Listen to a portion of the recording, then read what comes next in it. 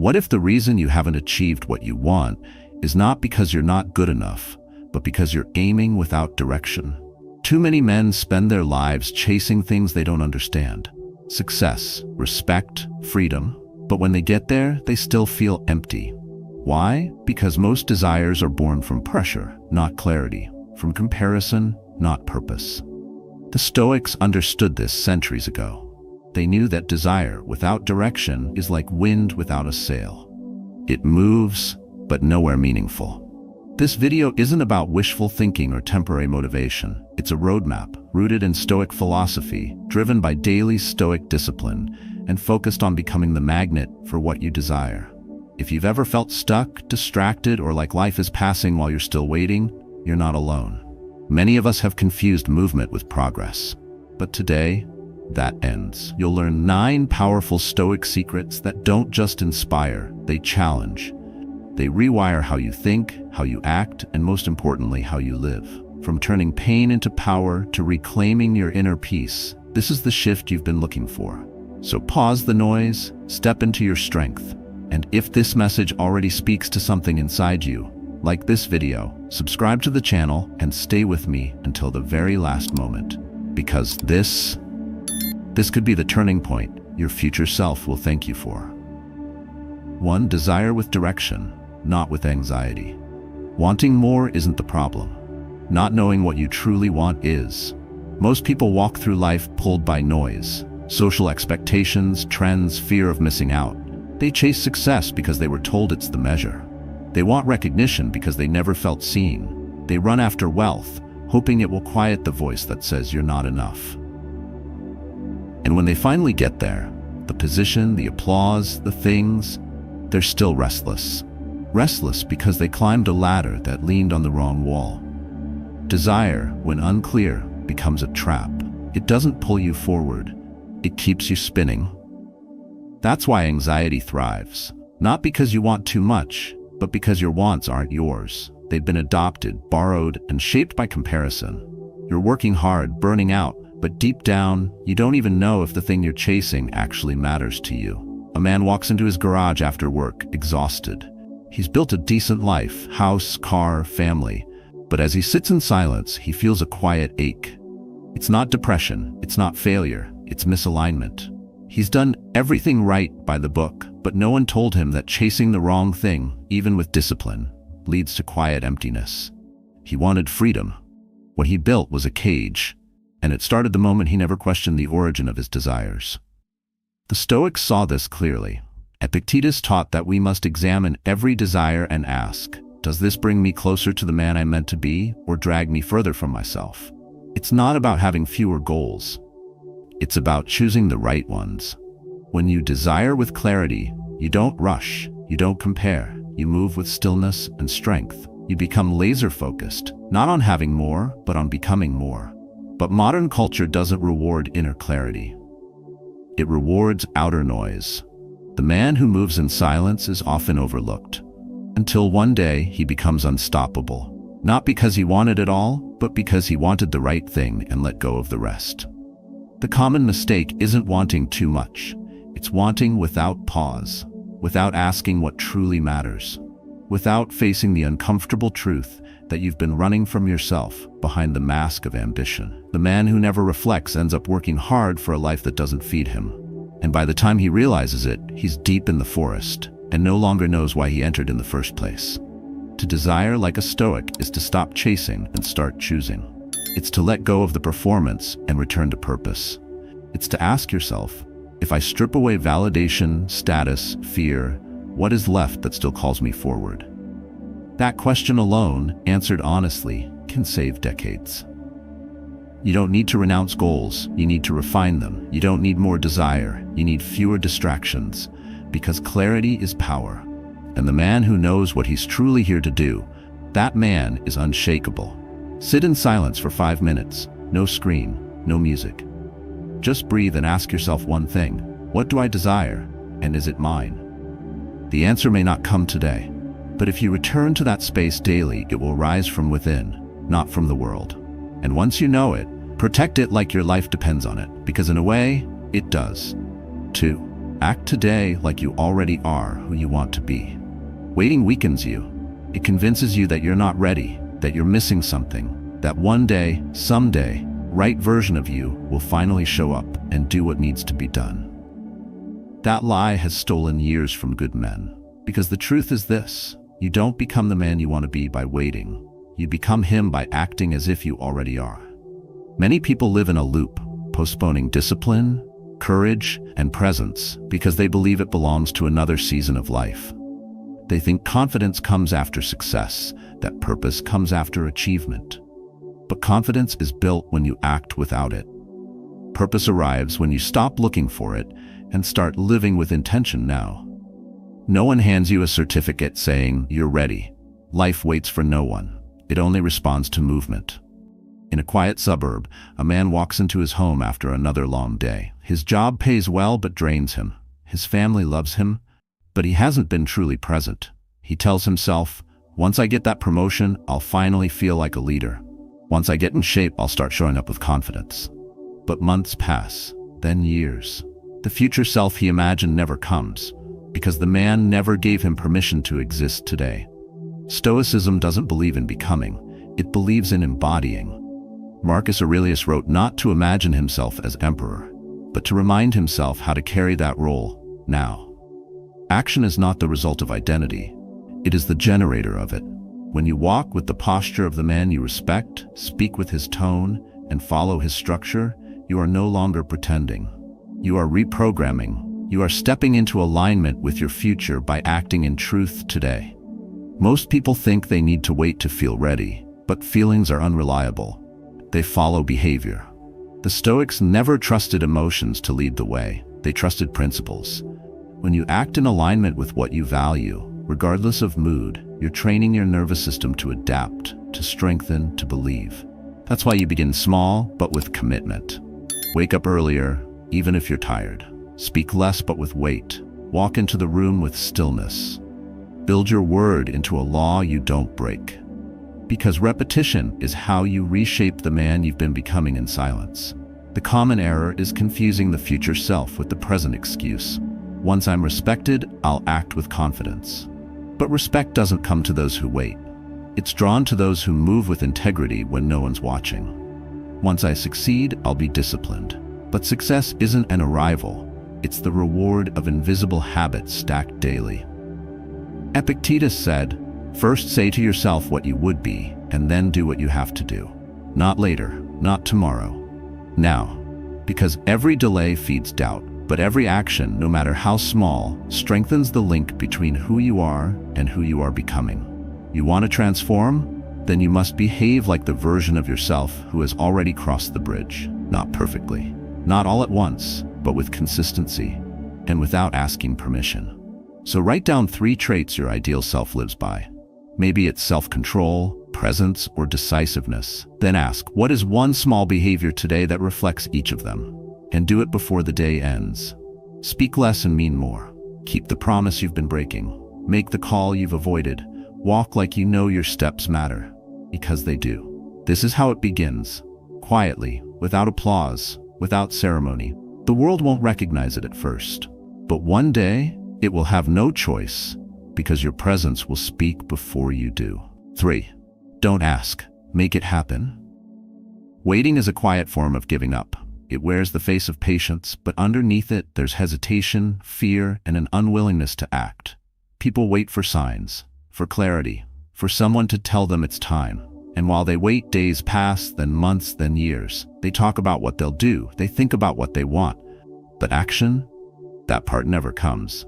And with every delay, they become strangers to their own potential. The truth is simple. You either shape your life with your hands, or you live in a shape someone else carved for you. Hoping is not a strategy.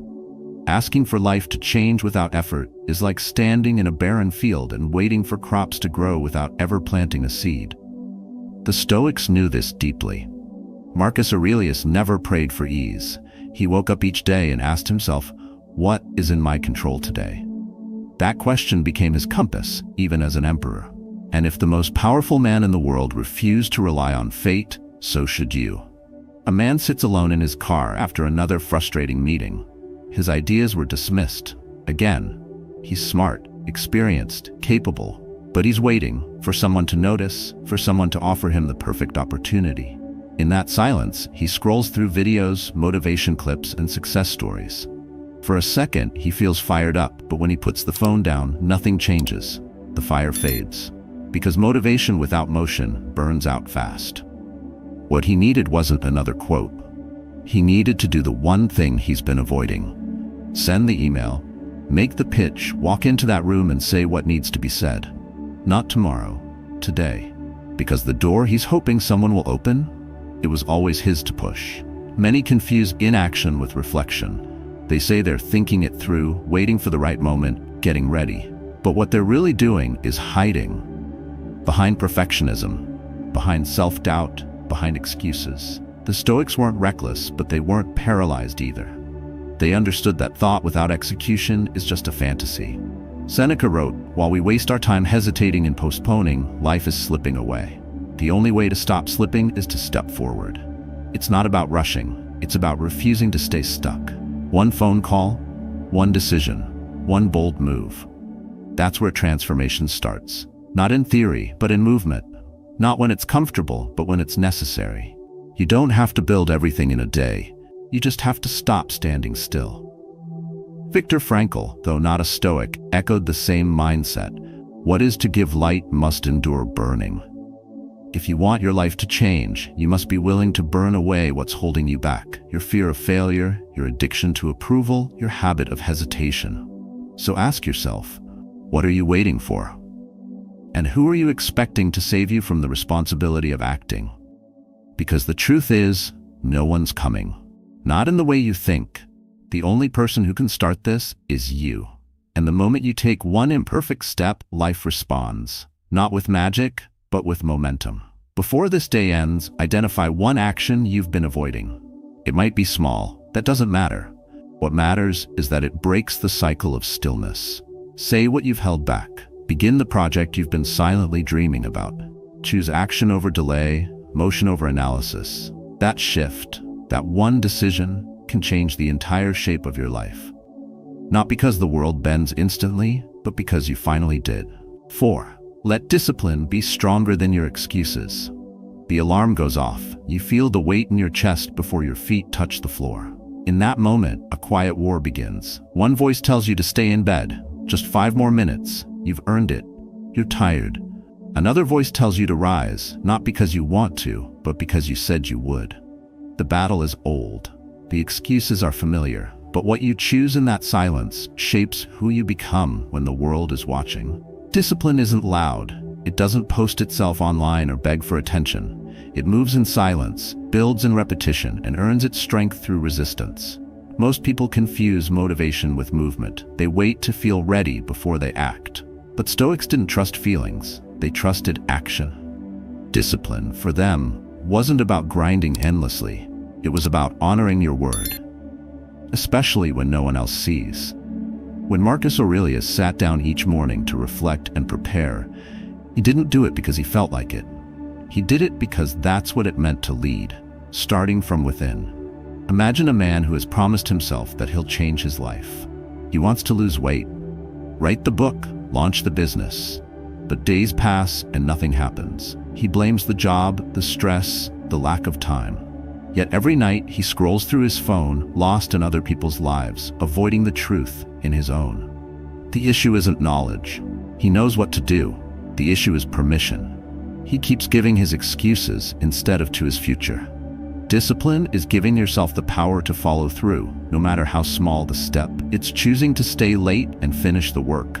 It's getting up early when sleep seduces you. It's saying no to the distraction, the craving, the easy way out.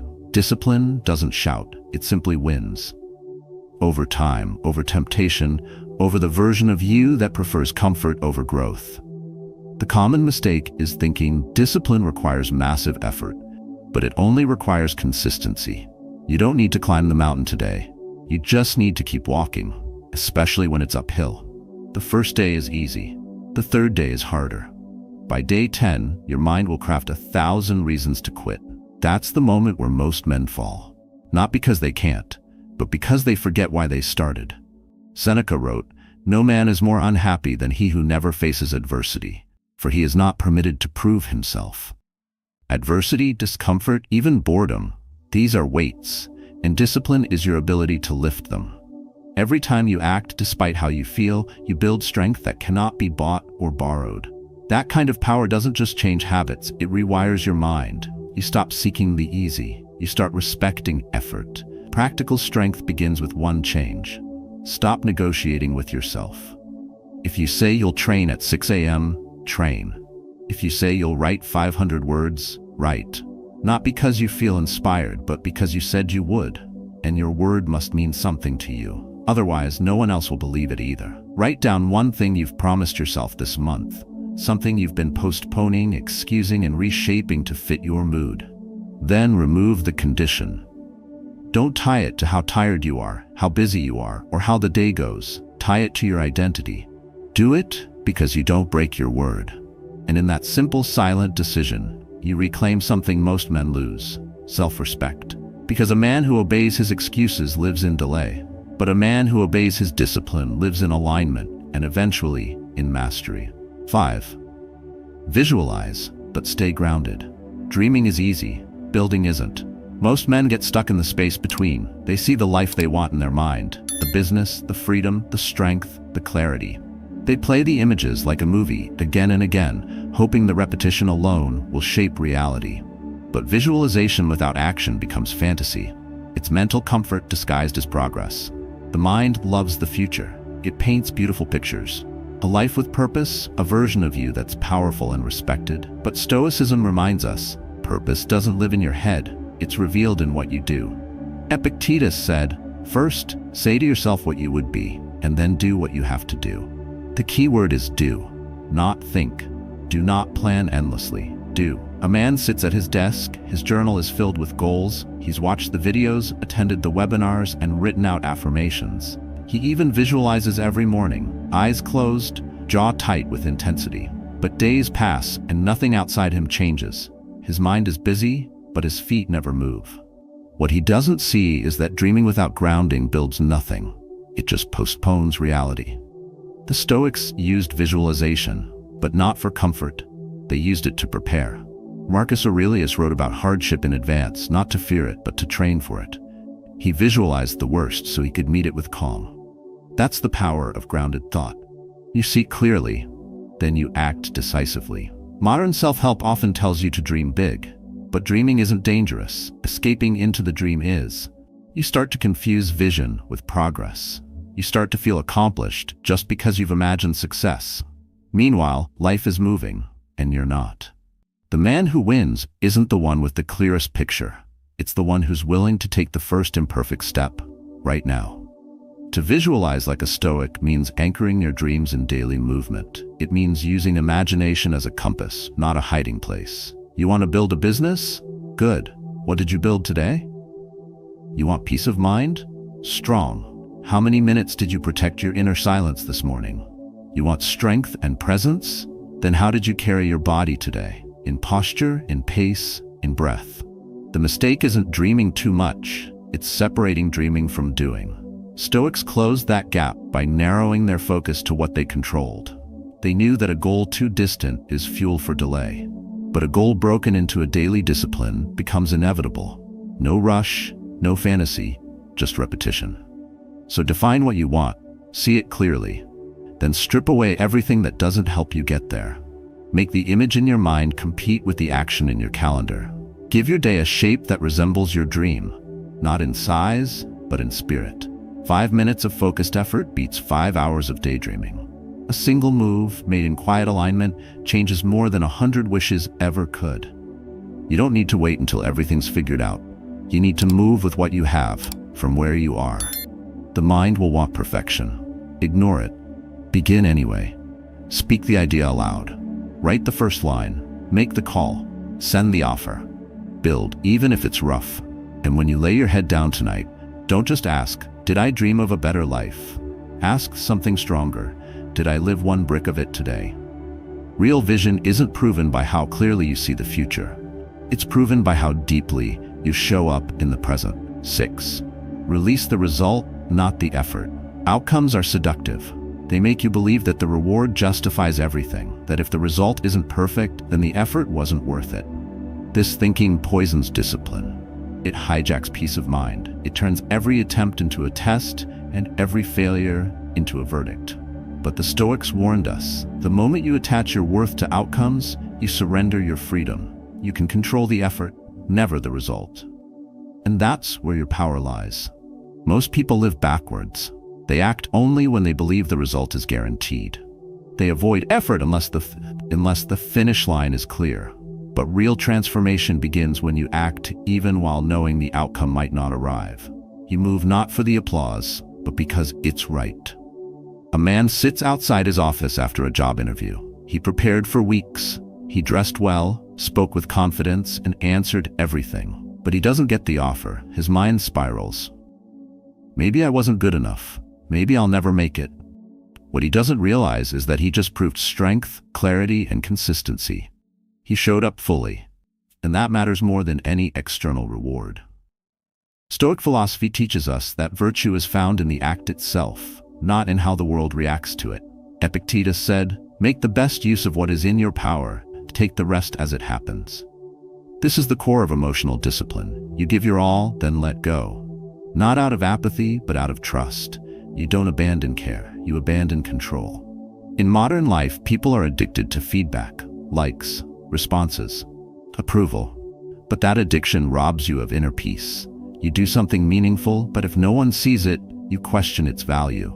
You exercise for 2 weeks, then stop because the scale didn't change. You start a project, then quit because the world didn't clap. But growth doesn't happen under applause. It happens in silence. The common mistake is assuming that value is external, that unless someone rewards you, what you did wasn't enough.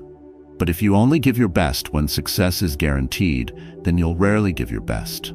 You'll always calculate, hesitate, and delay. The Stoic path is different.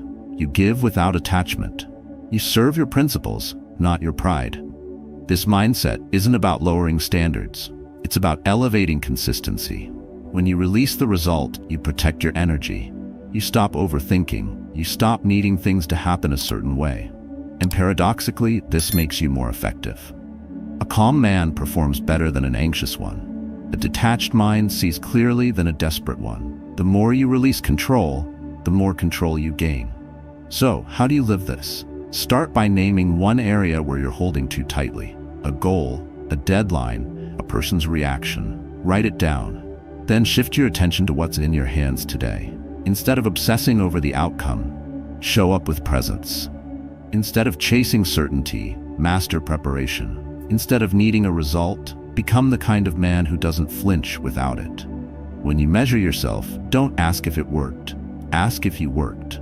Ask if you moved with clarity, with strength, with discipline. Because that version of you doesn't disappear when the door closes. He doesn't vanish when things fall apart. He remains, and he grows. Let today be a day where you give something your full effort without checking for reward. Speak with truth even if no one agrees. Train with intensity even if the mirror shows no change. Create something even if no one praises it. That choice, to act with power and release the outcome, is where freedom begins. And once you taste that kind of peace, you'll never go back to living for results. You'll live from principle. Quiet, solid, unshakable. 7. Turn pain into fuel. Pain doesn't ruin you. Denying it does. Most people are afraid to admit how deeply they're hurting, so they hide it. They pretend it didn't matter. They distract themselves. They bury it under work, humor, or noise. But what you avoid doesn't disappear. It waits. And one day when your defenses are low, it returns, sharper, heavier, and more powerful. The Stoics never taught us to ignore pain. They taught us to face it, name it, and use it. Pain is part of life.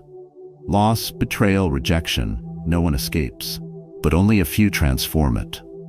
Only a few understand what Marcus Aurelius meant when he said, "The impediment to action advances action. What stands in the way becomes the way." Those aren't poetic words. They are instructions.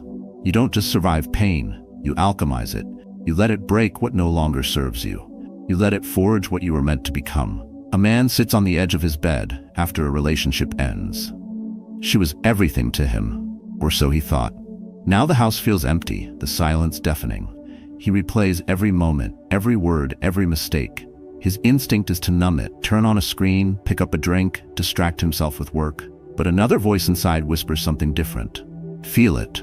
Not to suffer, but to see, to extract the truth. To understand that the pain isn't the enemy, it's the invitation. What if that heartbreak isn't a dead end, but a mirror? What if it's showing you the parts of yourself that need strengthening? The parts that depended too much, trusted too fast, feared too deeply. The man who feels fully and reflects deeply does not stay broken. He rebuilds, slower, wiser, and stronger. We were never promised ease, and Stoicism never offers comfort. It offers clarity. Clarity that pain isn't personal, it's universal. Clarity that suffering without purpose crushes you, but suffering with perspective sharpens you.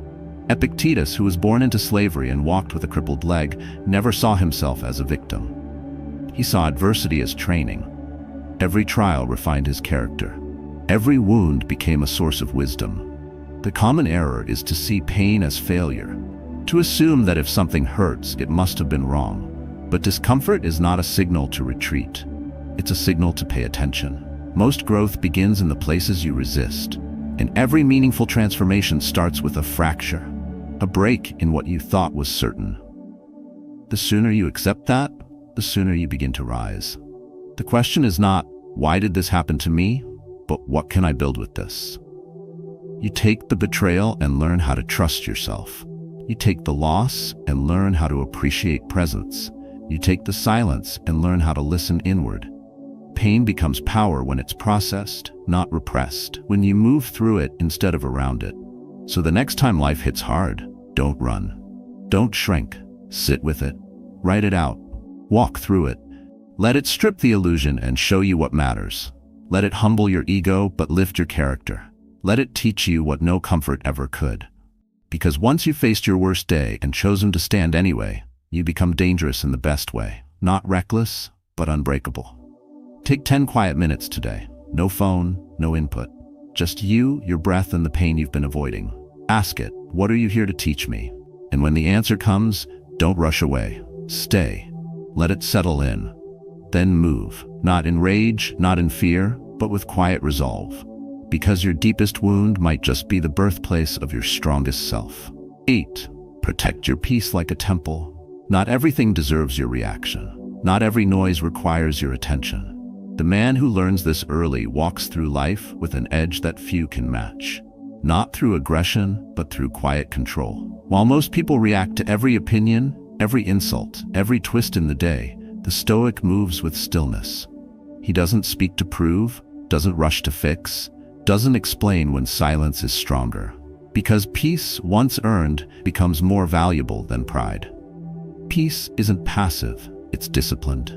It's built when you choose not to respond from ego, but from principle. It's held in moments when your voice is louder in your head than the world around you. Most people treat peace like a mood. It comes and goes, depending on the weather of the world. But Stoics treat it like a practice, like something sacred. Epictetus wrote, "If you want to improve, be content to be thought foolish and stupid." That's not surrender. That's sovereignty. That's choosing clarity over chaos. A man stands at a dinner table. His brother throws a sharp comment, trying to provoke. The old version of him would rise to it, defend, argue, escalate. But this time, he breathes. He looks at his plate. He says nothing. Not because he's weak, but because he's done giving his energy away for free. He knows what's worth defending and what's just noise. And in that moment, he walks away not as the loser, but as the man who owns his peace. The common mistake is confusing silence with passivity. Many think that if you don't react, you don't care. But the man who can sit still while chaos rages around him isn't weak. He's focused. Most arguments are battles between egos, not truths. Most debates aren't about clarity, they're about validation. When you protect your peace, you're not avoiding life, you're engaging with it on your terms. Modern life rewards speed, volume, and performance. It pressures you to reply, to prove, to win every exchange. But every time you give your energy to something unworthy, you weaken your center. You let other people dictate how you feel, how you move, how you see yourself. And over time, your mind becomes noisy, your decisions scattered. You start living externally, chasing, defending, reacting. The Stoic returns inward, not to hide, but to anchor. Real strength isn't found in how quickly you respond. It's found in how deeply you listen. How often do you pause? How much space do you allow between stimulus and choice? This space is where your power lives. The untrained mind reacts. The trained mind reflects. Seneca once wrote, "A wise man is content with himself." Not because he's closed off, but because he no longer needs external noise to validate internal clarity. So, build the habit of pausing. When a message offends you, wait before responding. When the day throws a curveball, breathe before reacting. When someone disrespects you, ask yourself, do they even have the power to wound your center, or are you handing them the sword? That pause, that breath, that shift, it reclaims your energy. It turns conflict into composure, and over time it hardens into presence. Tonight, take 5 minutes and sit in silence. Let the day settle. No phone, no voice, just you and the rhythm of your breath. Watch how your mind jumps, rushes, wants to fill the space. Let it, and do nothing. Train your mind to trust stillness again. Because peace isn't found in the world, it's cultivated inside you, protected daily, guarded fiercely. And when you carry it well, you walk through noise like a mountain walks through wind, unmoved, untouched, unshaken. 9. Become the magnet for your desires. You don't attract what you wish for. You attract what you become. Most people believe they'll feel worthy once they succeed, confident once they're respected, and at peace once the chaos ends. But that approach flips reality. It puts the outcome before the transformation. And that's why they wait, stuck in the same routines, repeating the same thoughts, wondering why nothing changes. What you seek doesn't respond to fantasy. It responds to frequency. And frequency comes from who you are in your quiet moments, not who you pretend to be when the world is watching. You want freedom? Then embody responsibility. You want deep respect? Then live with alignment. You want to be chosen, seen, valued? Then become someone who doesn't need to beg for any of it. Because when you move from wholeness, you draw in what matches you, not what flatters your ego, what fits your essence. A man stares into the mirror. He's tired of being overlooked, at work, in relationships, in life. He keeps asking, when will it be my turn? But deep down, he knows he's not moving like the man he envisions. He speaks without weight. He says yes too quickly. He compromises when silence would be stronger. What he wants isn't far away, but the version of him that receives it hasn't been built yet. The truth isn't that the world ignores him. It's that he hasn't yet stepped into the energy that demands respect without needing to shout. Stoicism doesn't teach you to manifest by wishing.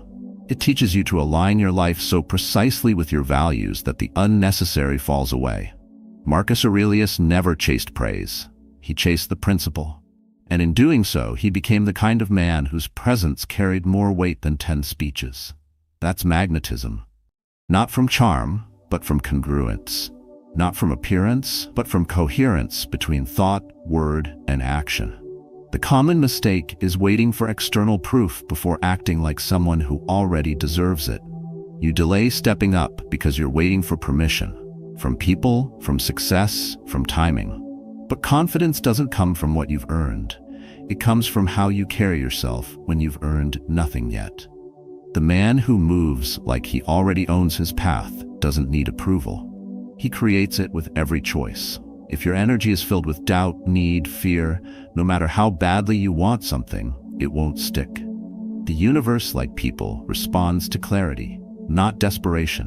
When you stop chasing and start embodying, life rearranges. You don't beg for opportunities. You become the kind of person who creates them. You don't wait to be invited. You walk with the presence of someone who belongs where he stands. This is not arrogance. This is responsibility. You don't act as if to pretend. You act as if to train the nervous system, the mindset, the inner world to match the reality you're building. Over time, this becomes natural, not forced, not performative, just truth in motion. So today, instead of asking, how do I get what I want, ask, what would the man who already has it do right now? And do that. Eat like him, speak like him, breathe like him, set boundaries like him. Not once, but daily. You're not waiting to become. You're building from the inside out. Before the day ends, write down one thing you're seeking. Then underneath it, describe the kind of man who naturally receives it. how he walks, how he decides, how he handles silence, failure, success. Now spend the next 24 hours being him, fully, quietly, without needing a result. Because when you become the magnet, you stop asking for permission. You start attracting alignment, not by force, by resonance. Everything you desire is not waiting somewhere far away. It's already within reach, but only when you become aligned with it. The Stoics didn't chase outcomes. They became the kind of men who could face any outcome with strength, clarity, and calm. And that's what this journey has always been about, becoming. You've just walked through 9 Stoic principles, not as abstract ideas, but as daily disciplines, from desiring with direction to turning pain into fuel, from grounding your dreams in action to protecting your peace like it's sacred.